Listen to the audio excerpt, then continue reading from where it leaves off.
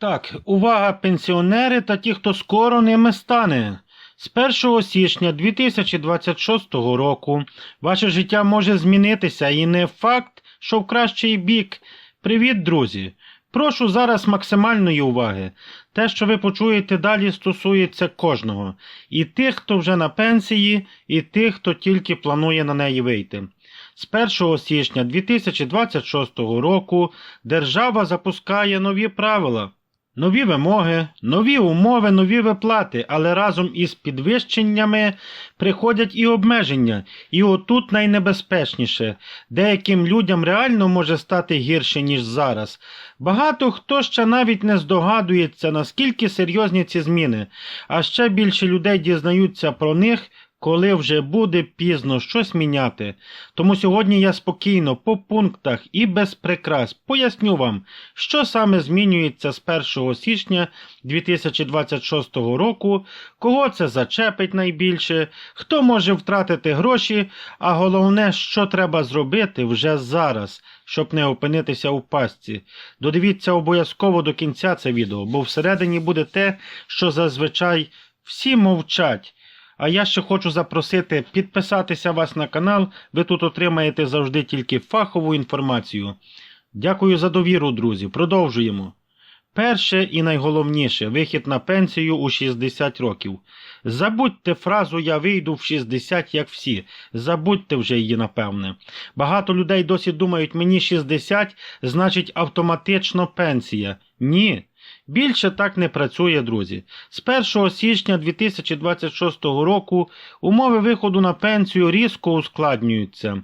Щоб вийти на пенсію у 60 років, вам потрібно тепер не менше 33 роки страхового стажу.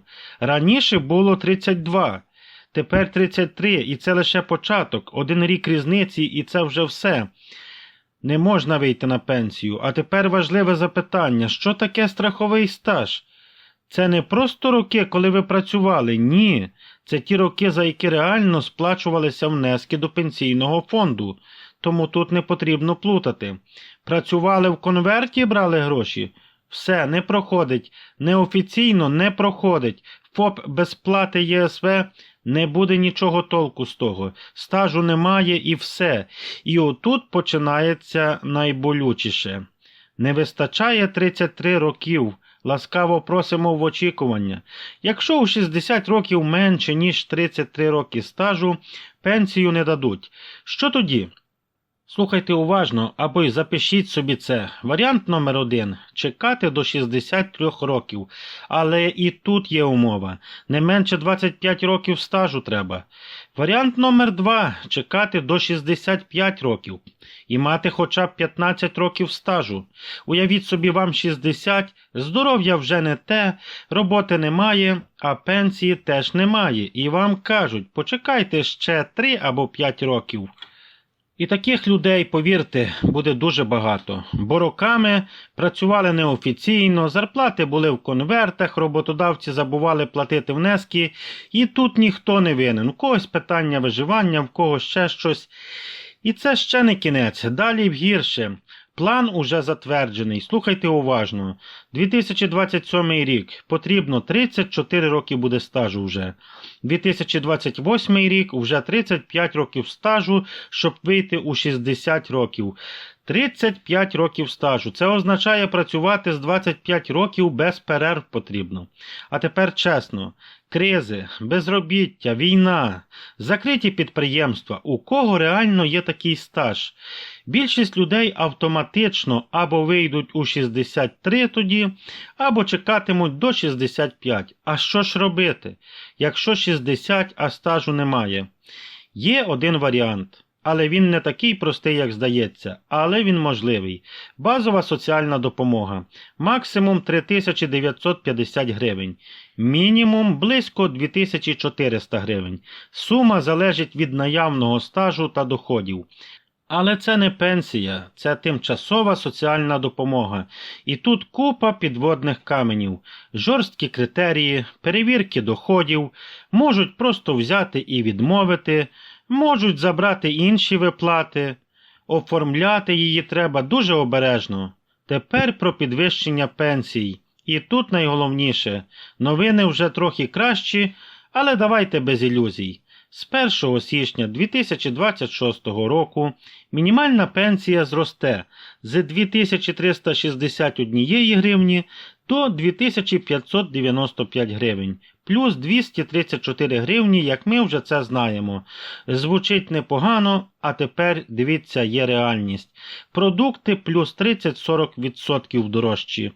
Ліки плюс 40% стали дорожчими. Комуналка, я вже просто про це мовчу, друзі. А пенсія плюс 10 всього-навсього дали відсотків. Тобто ви не багатієте, не відчуваєте підвищення, люди просто стають, напевно, що тільки біднішими. І це гірка правда, але тут ми про це тільки й говоримо. Тут немає теплих ванн, друзі. Говоримо так, як є. Максимальна пенсія зросте з 23 610 гривень до 25 950 гривень, 10 прожиткових мінімумів.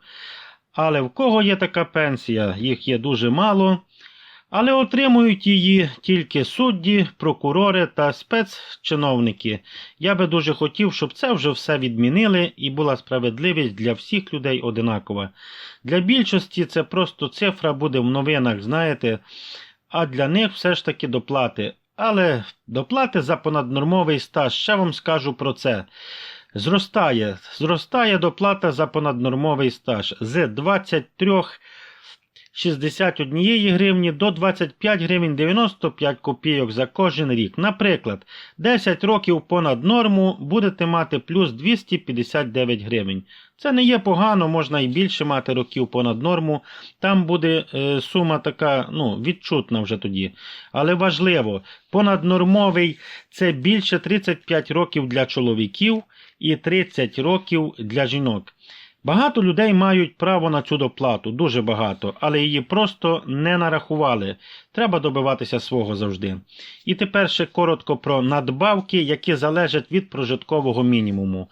Прожитковий мінімум зросте з 2920 гривень до 3209 гривень, а з ним автоматично зростають надбавки ветеранам, почесним донорам, людям з особливими заслугами. Наприклад, почесний донор з 292 гривнів до 320 гривень, ветерани від 10% до 50%, особливі заслуги – це до 70%. Люди 60+ з повним стажем. Увага! Це стосується вже вас. Якщо вам 65+ і є повний стаж 35-30 років, ваша пенсія не може бути меншою за 40% мінімальної зарплати. Мінімалка з 1 січня, запам'ятайте, 8647 гривень. Мінімальна пенсія має бути тоді 3458 гривень, пам'ятайте. Якщо менше, держава зобов'язана вам доплатити, але якщо стаж неповний, цієї гарантії вже немає, звичайно. І березнева індексація 2026, дуже цікава інформація, планується масштабна індексація. Формула така: 50% інфляції, 50% росту середньої зарплати. Прогноз 10-15% буде. Але воєнний стан, ручне регулювання, уряд може змінити цифри. Ми це всі прекрасно розуміємо. Експерти кажуть приблизно плюс 100 гривень на кожну 1000 пенсії. А тепер я ще хочу вам сказати так. Пенсійна реформа, про неї говорять всі. Прем'єр каже наш, це пріоритет, але конкретики я поки що не бачу. Деталей немає жодних, термінів так само ще поки що немає. Є тільки надії, є тільки наші з вами страхи і є ризик, що знову буде ручне управління. А зараз я вам хочу дати таких 7 пунктів обов'язково на самий кінець, що вам потрібно зробити, щоб уникнути дуже багатьох проблем і заодне отримати кошти, які ви обов'язково повинні отримати. Друзі, ви собі це запишіть, десь на листочку, перегляньте ще у відео. Дивіться, що треба зробити вже зараз. Запам'ятайте, перше, перевірте свій страховий стаж. Обов'язково.